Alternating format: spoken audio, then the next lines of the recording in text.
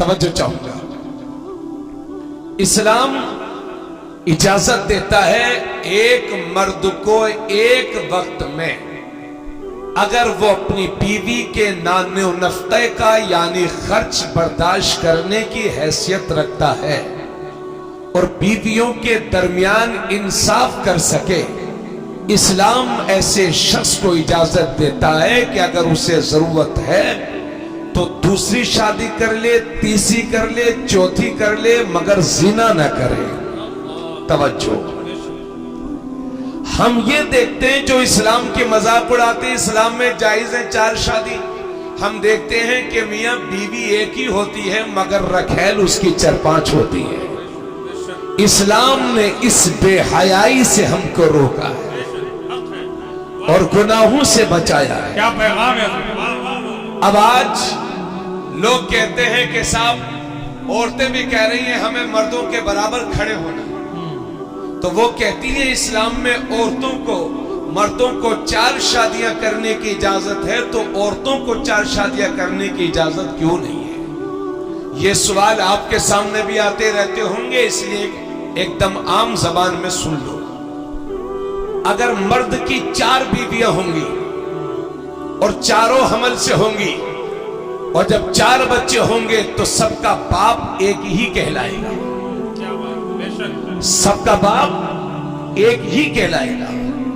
لیکن اگر عورت کے 4 شوہر ہو گئے، بچہ ٹھہرا، تو بتاؤ اس بچے کا باپ کون ہوگا؟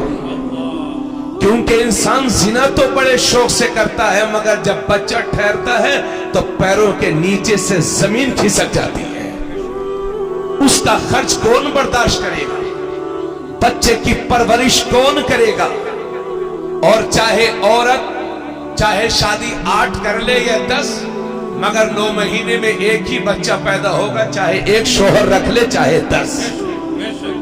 اس لیے اسلام نے اجازت دی ہے. توجہ چاہوں گا کہ ایک مرد تو ضرور شرائط کے ساتھ بیک وقت 4 بیویاں رکھ سکتا ہے، لیکن ایک عورت 4 شوہر نہیں رکھ سکتی.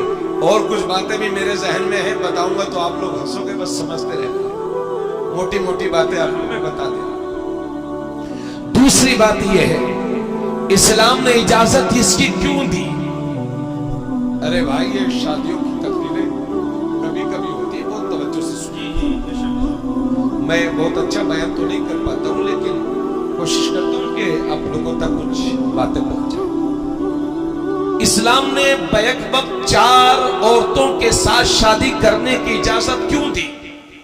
اس کی وجہ یہ ہے کہ پہلے جنگیں ہوا کرتی تھی تو جنگوں میں مرد جاتے تھے، عورتیں نہیں جاتی تھی. آج بھی آرمی میں زیادہ مرد ہی ہوتے ہیں، لیڈیز کم. یہ تو اب چلن ہو گیا، ورنہ پہلے زمانے میں ہر دھرم میں مرد ہی جنگ لڑا کرتے تھے، عورتیں نہیں جایا کرتی تھی. اگر وہ جاتی بھی تھی تو جنگ میں وہ شریک نہیں ہوتی تھی. تو اگر مرد جنگ میں چلے گئے اور وہیں پر وہ شہید ہو گئے، اب مجھے بتاؤ ان کی بیواؤں کا سہارا، ان بیواؤں کا سہارا کون بنے گا؟ اور کبھی کبھی ایسا ہو سکتا ہے کہ کوئی زمانہ ایسا بھی آ سکتا ہے کہ مرد کم پیدا ہو، عورتیں زیادہ پیدا ہوں، تو پھر عورتوں میں بے حیائی بڑھے گی. اس لیے اسلام نے اجازت رکھی ہے کہ عورتوں کو، بیواؤں کو بے حیائی سے بچا لو. اور ایسا نازک موڑ آ جائے تو ایک مرد کو چاہیے کہ 2-3 شادیاں کر لیا کرے. اور سب سے بڑی وجہ یہ ہے کہ اگر شادی ہوئی اور بیوی بیمار ہو گئی، ارے بھائی کیا کب بیماری کس کو پکڑ لے اس کی کوئی گارنٹی ہے؟ نہیں.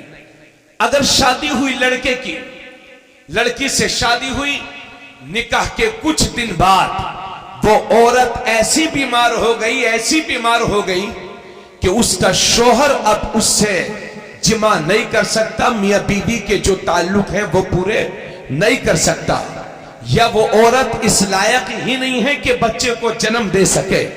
اب ایسی صورت میں مرد کیا کرے؟ اسلام کہتا ہے کہ اس بیچاری کو परेशानी के आलम में तलाक दे करके अपने घर से ना निकालो, बल्कि उसे भी रख लो और अपनी जरूरतें पूरी करने के लिए दूसरी शादी कर लो, ताकि उसका भी सहारा हो जाए और तुम्हारा भी काम बन जाए।